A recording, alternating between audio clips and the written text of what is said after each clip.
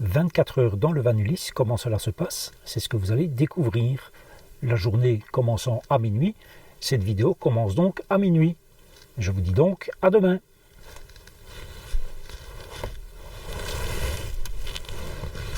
Enfin, à demain. À demain. On se retrouve tout de suite, bien évidemment.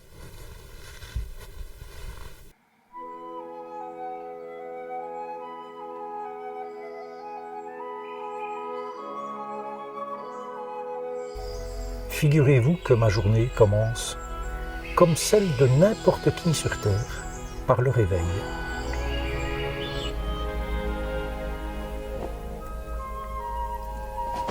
Pour moi, c'est le réveil au chant des oiseaux, puisque c'est la sonnerie que j'ai choisie sur ma montre pour me réveiller.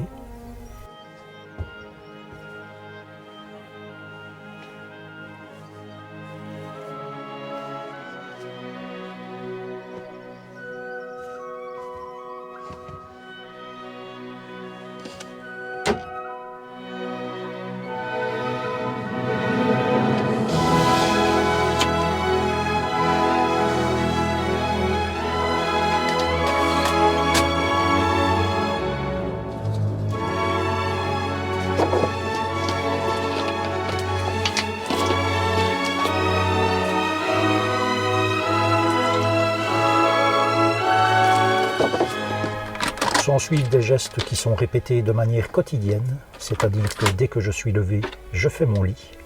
C'est vraiment la toute première chose, je veux que ça soit en ordre. Je prépare mes affaires pour m'habiller et je prends mon verre d'eau et ma tasse de café.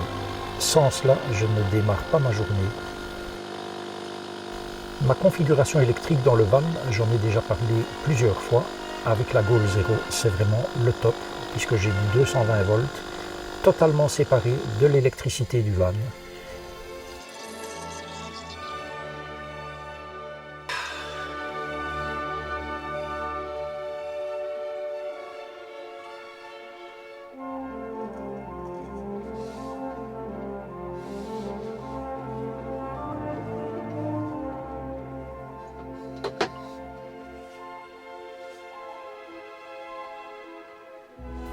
Tout en buvant mon café, autre chose très importante le matin, la lecture des mails, mais aussi la lecture éventuelle des commentaires que j'aurais reçus sur l'une ou l'autre vidéo et la réponse à ces commentaires.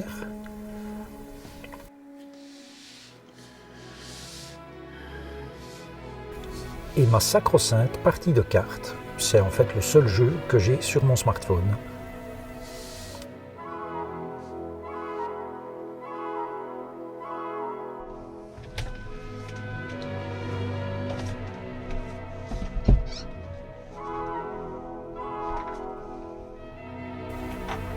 Une fois que je suis lavé et habillé, le van est en configuration pour pouvoir partir à tout moment, suivant les besoins ou les envies. Il est 8 heures, je suis prêt au programme du jour. Plusieurs choses, je dois m'occuper de ma comptabilité. J'ai encore pas mal de choses à encoder, puisque comme beaucoup d'entre vous le savent, j'ai ma société, donc il faut que je m'occupe des encodages comptables, déclarations TVA, etc. Donc je vais faire cela aujourd'hui, en partie en tout cas. Je vais aujourd'hui remettre les pneus été sur le véhicule à 13 h chez le marchand de pneus et sans doute m'occuper de l'une ou l'autre chose pour l'un ou l'autre client. Voilà, rien de bien excitant, peut-être une balade si j'ai le temps, mais je dois bien avouer que soit j'ai rarement le temps, soit il fait mauvais. Aujourd'hui il fait beau, donc j'aimerais quand même bien faire une petite balade.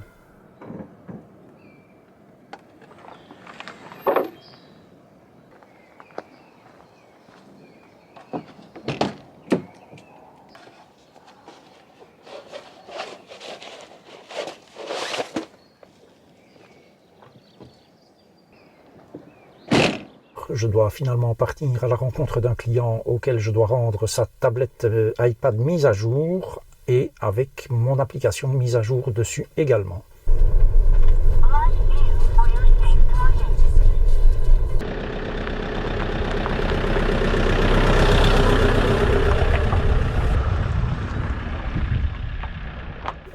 à récupérer sa tablette. Et moi, je me suis une fois de plus distingué. Ce matin, avant de quitter mon parking, je me dis, je vais tourner un plan avec la GoPro, en déposant la GoPro sur le chemin qui mène au parking. Je dépose la GoPro, je démarre le van, je passe au-dessus de la GoPro avec le van, et puis je recule. Je descends du van, je retourne la GoPro pour refaire le même plan. Donc j'avance, et puis je recule, je me remets sur le parking pour préparer encore 2-3 trucs, lire un SMS que je venais de recevoir. Et bien évidemment, je quitte le parking en laissant la GoPro par terre. Et donc 1h15 plus tard, je suis retourné sur le parking et la GoPro a disparu. Voilà, 279 €, une GoPro Hero 7. Et alors les images qu'il y a dedans, il n'y avait bien évidemment pas que les images que j'ai filmées pour ce plan-là. Il y a également les images que j'ai filmées le matin où je rentre dans la salle de bain, où je me lave et je sors de la salle de bain et je m'habille, puisque je documente les 24 heures de la vie en van. Et quand je sors de la salle de bain, suis-je habillé? Pas du tout. Donc celui qui va tomber sur la caméra va sans doute regarder les images, il va voir le van et puis il va me voir sortir à poil de la salle de bain. Extraordinaire, voilà, ça m'apprendra à faire attention. Autre chose, je recevais aujourd'hui un colis. Un colis de quoi? Je vous montre. Ça, c'est la vaisselle que j'utilise jusque maintenant. Donc c'est de la vaisselle en mélamine qui a 15 ans, hein, parce que j'avais acheté ça quand j'ai eu mon tout premier camping-car. Ce n'est pas antidérapant et bien sûr, même avec le plastibule qu'il y a entre les assiettes ici, cela fait un raffut d'enfer chaque fois qu'on passe sur une bosse. Et puis bon, c'était vieillot, ce n'était pas antidérapant, donc ça m'ennuie un petit peu. Exit ceci, et j'ai commandé une marque que tout le monde connaît à mon avis, donc c'est Brunner. Il y a donc dans ce service 16 pièces exactement, 4 grandes assiettes comme ceci. Alors, par comparaison, voilà ce que j'utilisais avant, voilà ce que j'ai maintenant. Donc c'est plus ou moins la même taille, on va dire. Par contre, ça fait, c'est de la mélamine bien évidemment, mais ça fait un peu comme du grès, presque même au toucher, ça fait un peu comme du grès. Et je présume que c'est pour ça que c'est la série Stone Touch. Antidérapant, bien sûr. 4 grandes assiettes, 4 petites assiettes, voilà les anciennes que j'utilisais, donc c'est la même taille, mais antidérapant, bien évidemment. Et j'ai également 4 espèces de grands bols ou assiettes profondes. Là par contre c'est beaucoup plus grand que ce que j'avais avant. Et j'utilisais en général ceci pour manger des pâtes. Et donc ceci est plus grand, ça va être beaucoup mieux. Voilà, nouveau service, 4 tasses que je n'utiliserai pas, elles vont rester dans la boîte puisque j'ai mes mugs et que je bois souvent dans la tasse que mon fils m'a offert il y a déjà longtemps. Ce n'est pas donné, c'est 72 € ou 74 € sur Amazon. Alors je sais qu'il y en a qui n'aiment pas les liens Amazon, mais en même temps c'est le même prix partout. Et pourquoi est-ce que j'irais acheter chez un accessoiriste de camping-car qui se trouve probablement bien loin de chez moi, qui va m'obliger à faire des kilomètres, alors que ceci je l'ai commandé avant-hier et c'est arrivé hier soir. C'est quelque chose que je voulais changer depuis longtemps, parce que toute cette vieille vaisselle, elle était toujours fonctionnelle bien évidemment, mais ça faisait quand même beaucoup de bruit. Et donc je me réjouis de rouler pour voir ce que ça va donner.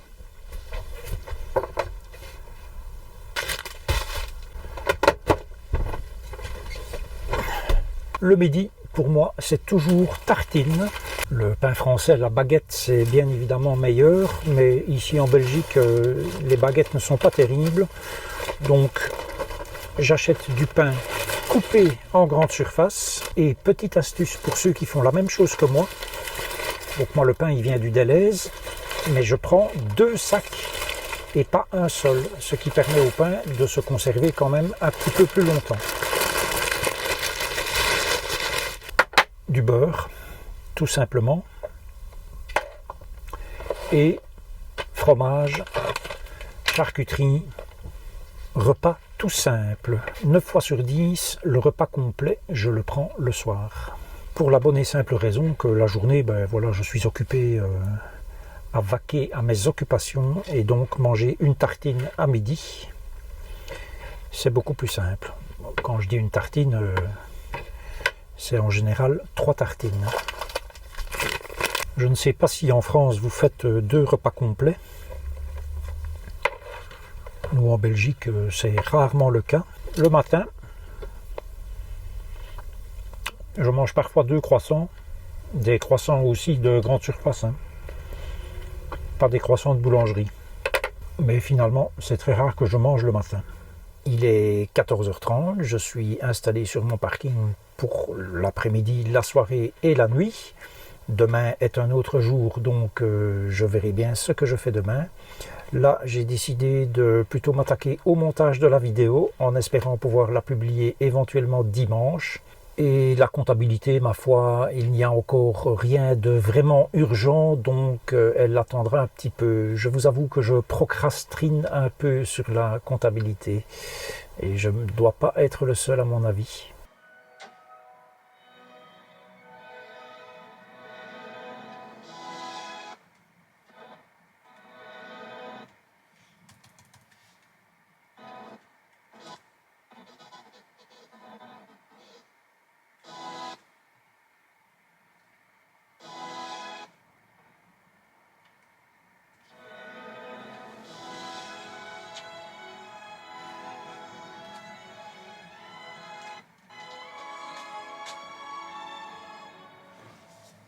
Nous approchons de la fin de l'après-midi et je vais vous donner des nouvelles de quoi? De la GoPro. Vous vous souvenez que je vous ai raconté que je l'avais laissée sur le chemin en quittant ce parking ce matin. Il se fait qu'après avoir dîné, donc c'est l'équivalent du déjeuner en France, je baisse la tête et qu'est-ce que je retrouve? La GoPro, que j'avais donc finalement bien ramassée sur le parking avant de partir, et lors d'un coup de frein quelques kilomètres plus loin, coup de frein dont je me souviens pour le coup, la GoPro a quitté la banquette où je la dépose en général toujours pour l'avoir sous la main, et elle est venue se loger à un endroit totalement improbable, quasiment en dessous du frein à main. Et vous savez que le frein à main, il est contre le montant B, donc le montant B, c'est ce montant-là. Je ne vous dis pas ma joie d'avoir retrouvé ma GoPro, effectivement, non seulement pour le prix de la GoPro, parce que c'est quand même 279 €, c'est une GoPro Hero 7, qu'on trouve toujours dans le commerce, et puis pour les images qu'il y avait dedans, bien évidemment. Même ma compagne est venue sur ce parking de chez elle, c'est quand même pas tout près, c'est une trentaine de kilomètres, x2, donc aller-retour, pour voir si quelqu'un ne l'avait pas ramassé et déposé soit sur la poubelle, soit sur le petit rocher qui est ici tout près, mais elle n'a rien trouvé. Et donc voilà, je lui ai envoyé la photo de la GoPro alors qu'elle était encore ici sur le parking en train de la chercher. Petite histoire qui se termine donc, ma foi, très bien. J'ai finalement passé une grosse partie de l'après-midi sur le montage de la vidéo que vous êtes en train de regarder. Comme souvent dans ce genre de choses, quand on commence, voilà, on est plongé dans son truc et on ne voit pas l'heure avancer. Donc je n'ai fait que ça cet après-midi. Vous me direz que ce n'est rien de bien excitant comme journée. Eh bien, ce sont les journées que moi j'ai quand c'est pas de vidéo YouTube, c'est un peu de boulot, même si je n'en ai pas énormément. Et quand ce n'est pas un peu de boulot, c'est un peu de lecture. S'il pleut, bien évidemment, si je n'ai rien de spécial à faire et qu'il fait magnifique comme aujourd'hui, malgré qu'il y ait énormément de vent, il fait quand même très beau. Là évidemment je peux éventuellement envisager une balade. Bon, il se fait qu'aujourd'hui voilà, j'étais plongé sur la vidéo, nous sommes vendredi, la vidéo j'aimerais bien qu'elle sorte dimanche et je m'y suis donc tenu le plus possible. Il me reste encore à préparer le repas du soir, le dîner pour vous en France, le souper pour nous en Belgique, et puis ça sera probablement un film et la journée, ma foi, sera terminée. Ma vie en van comme vous le constatez de toute façon, je pense, depuis le début de la chaîne, ce n'est pas voyager par monts et par vaux, s'arrêter, aller se promener toute la journée, revenir dans le van le soir, faire un repas, faire ses petits montages vidéo, et puis le lendemain repartir vers un autre endroit, etc. Ça, c'est très bien quand on n'a aucune obligation entre guillemets, parce que des obligations on en a toujours bien évidemment, mais je suis moi tenu par ma société, par la comptabilité, par les quelques clients que j'ai, par ceci, par cela, et voilà, par l'un ou l'autre petit problème de santé. Mes picouzes sont maintenant terminées, donc j'espère être tranquille de ce côté-là. Je suis aussi tenu par les soucis de santé de ma compagne, qui a le syndrome d'Ehlers dans l'os, pour ceux qui connaissent, donc le SED, qui est une maladie dégénérative. Et donc je l'ai conduite hier à la clinique, où elle avait un rendez-vous, où elle passait la journée pour recevoir un Baxter de produits contre la douleur. Et voilà, je suis comme ça tenu régulièrement. En soi, pour le moment, ce n'est pas dramatique, puisque de toute façon, on ne peut pas quitter la Belgique. On ne peut pas rentrer en France sans un test PCR. On ne peut pas rentrer dans une série d'autres pays. La vie en van n'est donc pas nécessairement très excitante. Alors, ceci, ça s'appelle sans doute un éplucheur. Chez nous, on appelle ça un éplucheur. Je pense qu'en France, on appelle ça un éplucheur. Mais chez nous, on appelle aussi cela un économe. Je présume qu'on appelle cela un économe parce que ça permet d'économiser les fruits ou les légumes, de ne pas faire une épluchure trop épaisse. Alors voilà bien le boulot tous les jours qui m'enquiquine, qui m'ennuie au plus haut point.